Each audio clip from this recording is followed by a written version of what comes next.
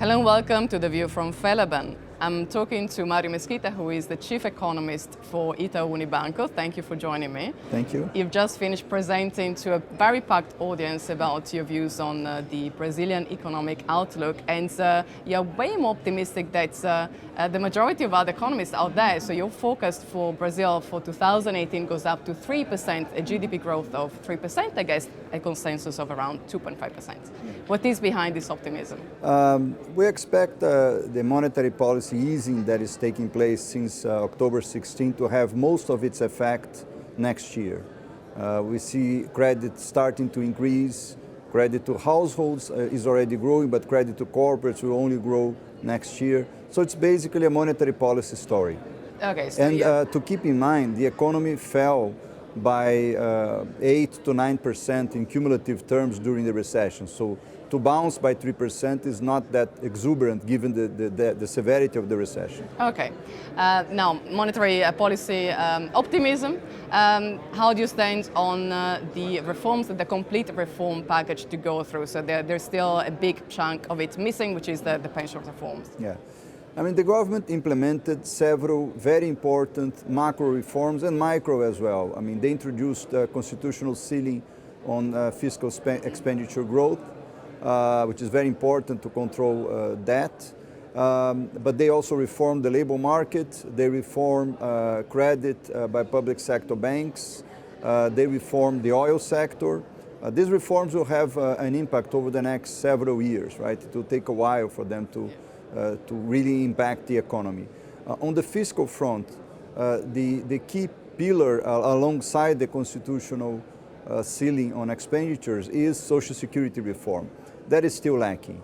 The government is indicating that they will try to approve this reform in the rest of this year, but the government is running out of time. So I'm concerned that they may not be able to approve the reform this year.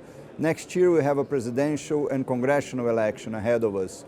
And it's normally not the time when Congress tackles very controversial issues like Social Security reform. So it would be quite positive if somehow the government managed to advance on the agenda of Social Security reform still in 2017. So really time is kind of running out for them, and time is if right they don't now. approve within the deadline they have signaled, we may really see it postponed by over a year, right? Yes, exactly. So exactly. big concern. So yeah, a little bit less optimistic perhaps about this, but you go back to being optimist when it comes to the effect of the Chinese economy slowdown on Brazil. Earlier you said that is barely seen. Yes, China is implementing a soft landing, but it's a very soft one. And we haven't seen China act as a drag to growth in Latin America this year. It was a negative influence, I would say, in 14 and 15, but from last year and now, it's become much more positive, right? Not only for Brazil, but for South America as a whole. Okay, so that relation will continue to then benefit Brazil and the whole of Latin America. Yes. Something else which is interesting to notice about Brazil is that capital markets are kind of picking up. And again, earlier you said that you spend the majority of your day looking at the equity markets, at equity research. Will this continue?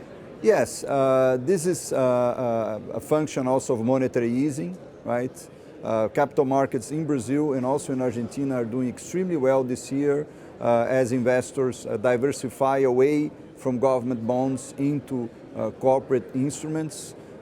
In the case of Brazil, some companies may be trying also to go to market before next year, given the election and concern that we may have election-related uncertainty. So while they can go to market, they are going, and we are helping them access markets. It's been a very hectic year. Even we are getting close to the end of the year, but activity is still quite strong.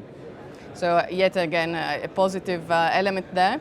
What about companies that you define as zombie companies? So the ones that try to keep the activity below a certain level to avoid being exposed to having to pay large taxes?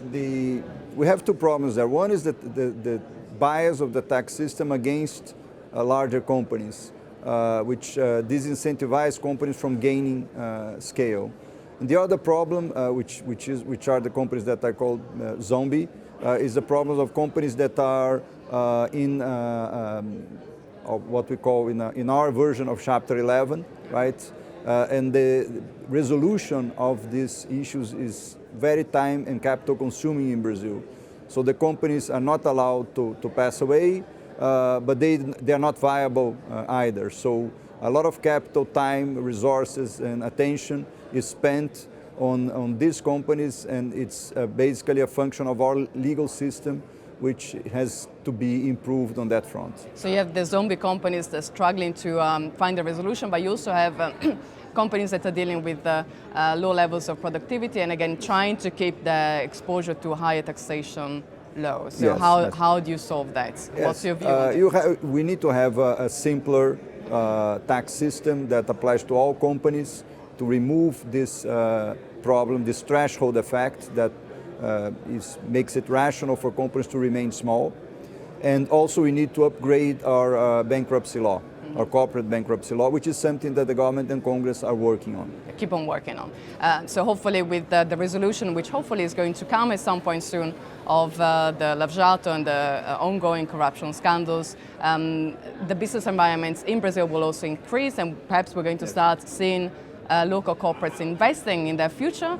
But foreign investments has also kept at reasonably high levels, and I would imagine that you will expect this to continue in the future. Foreign investors never deserted us, even in the darkest periods of the recession. They kept investing in Brazil.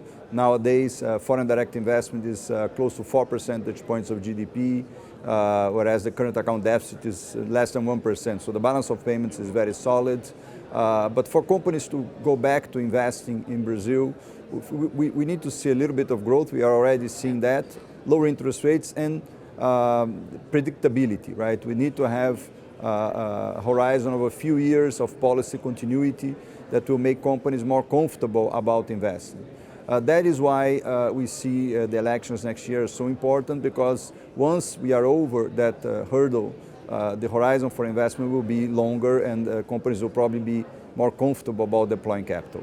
Very good. So overall, you remain optimistic about Brazil's economic future, but there are still a couple of points that are of concern for everyone. That's correct. Yes. Thank you, Mario. Thank you.